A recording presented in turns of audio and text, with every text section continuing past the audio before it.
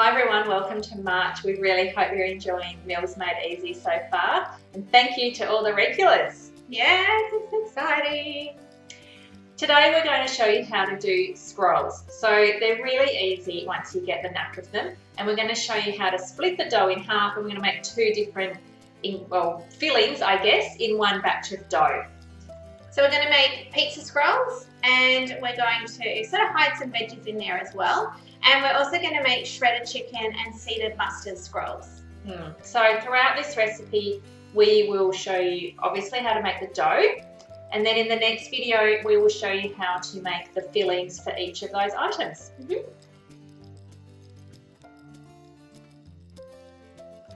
All right, let's get started. The first part is we obviously need to make the dough. So I've got 2 teaspoons of dried yeast. So we're adding that to our recipe. Now, the next thing is lukewarm water. Now, you need to make sure the water is lukewarm. If you're adding cold tap water, you will need to cook it off and heat this up at this step here. But we've got lukewarm water, so make sure that it is lukewarm. So if you are heating it up in your thermo machine, it'll be at 37 degrees. So we're adding 280 grams.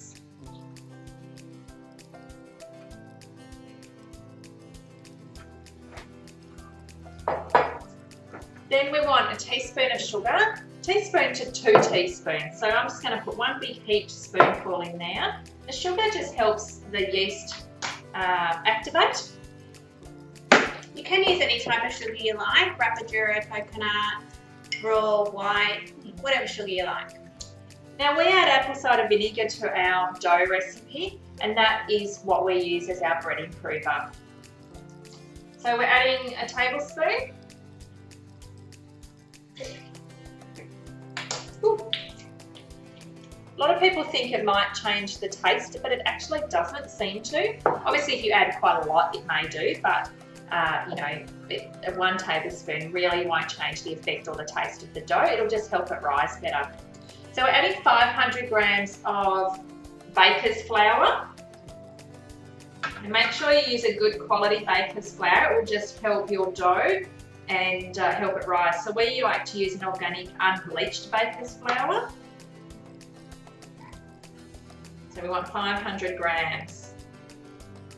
Now you cannot double this recipe. So we do get asked that question quite a few times. It is already quite a large recipe and you won't be able to double it. So if you do want to make a double batch, you will need to make 2 batches. All right, a little bit of salt. Now if you try and put your salt in on top of your flour, it's just so it's sort of not touching the yeast just yet, and that helps the yeast activate a little bit better as well. And about a tablespoon of olive oil. Now we're just going to knead that for 6 minutes. The longer that you knead something for, the better quality dough or the better rise you will have, and the softer type of product you will end up with at the end, I suppose. So don't be scared to over knead your dough, because the more you work with it, the better dough that you have. Alright, so we'll leave that going for 6 minutes and we'll come back when it's done.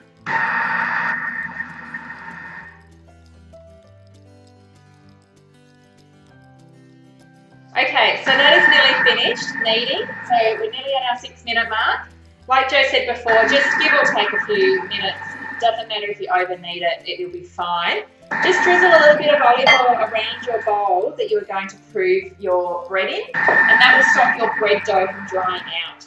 Now when you prove your bread dough, you want to sit it somewhere nice and warm, and you know, preferably not in the direct sunlight, because that will really dry and you'll get a crusty sort of look over the bread dough. So somewhere just nice and warm. The top of the fridge is a really good place if you can get to the top of your fridge. Some people have hot water cylinders in their laundries, which is a really great place to prove bread dough, but otherwise just somewhere warm. It's really great if you've got a humid day. So if you're up north and it's quite humid, that is the best day to do your bread dough baking on.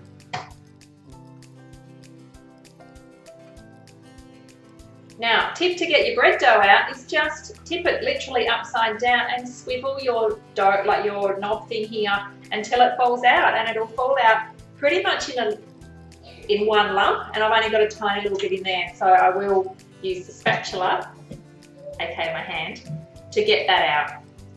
Don't do that at home. Don't do this at home. Not recommended.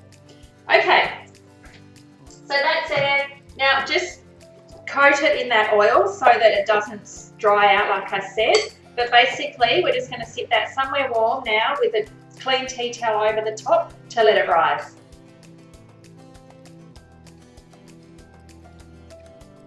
Alright, so while that's rising, here's something we prepared earlier. We've got some organic tomato paste. Now, a really good tip with going additive preservative free is check the back of the ingredients on your tomato paste, because quite often a lot of them have preservatives, but there's definitely brands in the supermarket that doesn't have preservatives. So keep looking until you find that one that doesn't have any in there. And just on that, Jo, it's generally the one in the glass bottle. So plastic bottles tend to have preservatives. If you can choose things in glass bottles, they generally, as a general rule, will have less ingredients.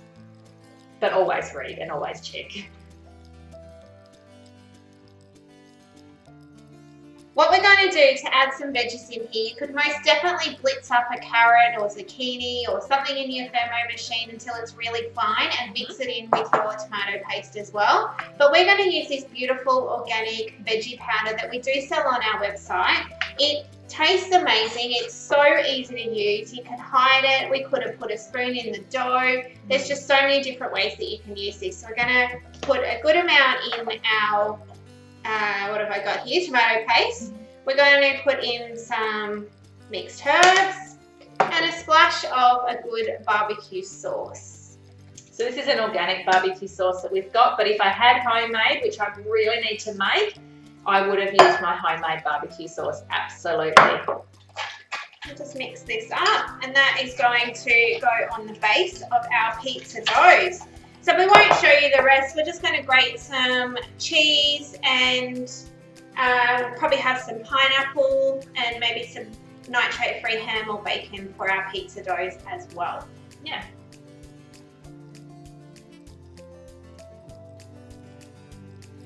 All right, we're just going to steam our chicken while we're waiting for our bread dough to prove, or the scroll dough to prove. Jo's chopping up all the ham. This is actually leftover Christmas ham that I got out of the freezer the other day. And we've got all our other ingredients prepped and ready to go. So with the chicken, I've cut it nice and fine. So it will just help it cook quicker, effectively. And I've only used one chicken breast here. And I'm using the deep part of the varoma tray. So make sure you've got a few holes still showing, and that will help your dough steam just a bit more evenly, really. Now, I filled my jug up to just over the blade, so about halfway, give or take a little bit.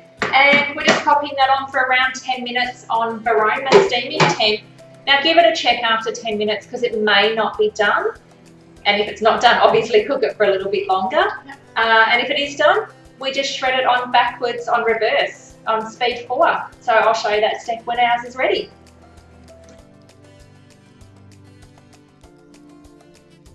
All right, we've just got a few seconds left, and I did check my chicken. I did have to put it on for an extra 2 minutes. So like I said before, make sure that you check the chicken and make sure it is cooked. So all we're doing now is literally shredding this apart. We're just going to tip out all the water out of the jug, and I'm going to pop the chicken in here. All right, so pop your chicken in. Now be careful, it will still be slightly hot. And you're just going to mix it on reverse for only 1 or 2 seconds at a time.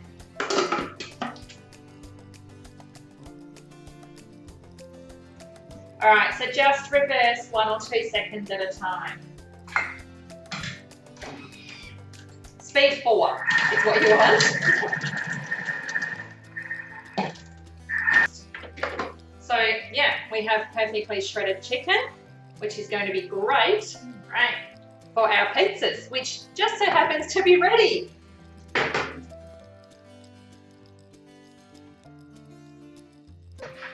So we've got our really lovely pizza dough. It's doubled in size. You really want it nice and aerated, which it is. Alright, just sprinkle a fair bit of flour on your bench so it's not sticking. You can, on that topic, you can make these with spelt flour. It's not going to be quite as aerated and it will be a little bit more dense. So just if you're using another type of flour, just make sure you let it rise really, really well and let it do its second proof really, really well as well. Now you could use a dough like a rolling pin, but I just sort of flatten it out with my hands most of the time. I'm going the rolling pin option.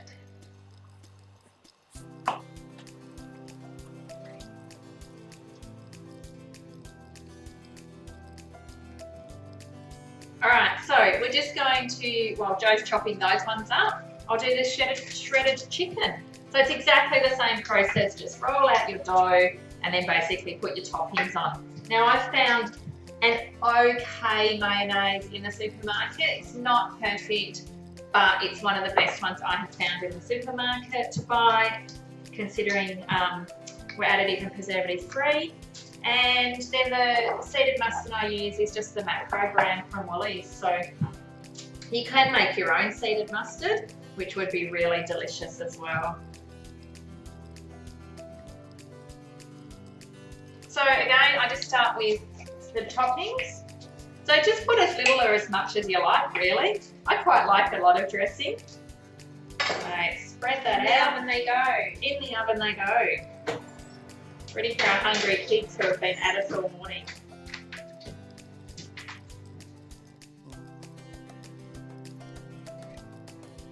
Now, this is a great recipe for school holidays, but it's a really great recipe for lunch boxes and stuff because you can eat them cold. They're absolutely delicious cold. When we say lunch boxes, we don't just mean the kids, we mean adults as well. Like my husband would happily take these for lunch. And I mean, I know you take scrolls for lunch, I can't really eat them, but they make the perfect adult lunch. And then just a decent amount, and be careful, don't put your hands in the bowl. I love the way we do a little disclaimer every time that we do that. Okay, let's just tip it out, shall we? Alright, so spread that out evenly. Now you could add anything else. You could put some capsicum on here, you could put some pineapple, you could put some cheese if you wanted to. I'm just going to leave them. Yeah, baby spinach. Yeah, so you could zhuzh them up, as Joe would say. But I'm just going to leave them as they are. Got my oven tray ready, Joe? So that's scrolls. They'll go into the oven for about 15 minutes or until they're just pretty much cooked, really. So 12 to 15 minutes. If they're really big ones, then you may need a bit longer, but otherwise, that's the end. Enjoy! Bye!